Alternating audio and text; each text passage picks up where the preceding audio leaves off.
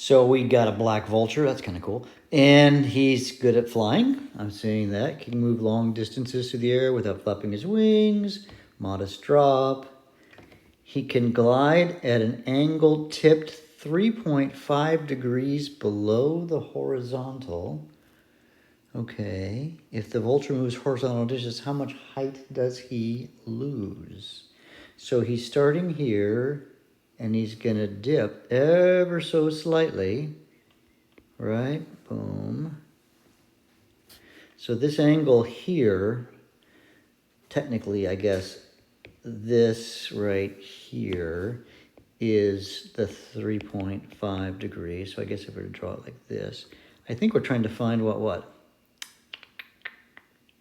How much height does he lose? Because his travel is 100 meters. And if this is 3.5 degrees, this angle, you're trying to solve for this. Let's call that y. He's going to fall some distance y. So you're going to use sines, cosines, and tangents.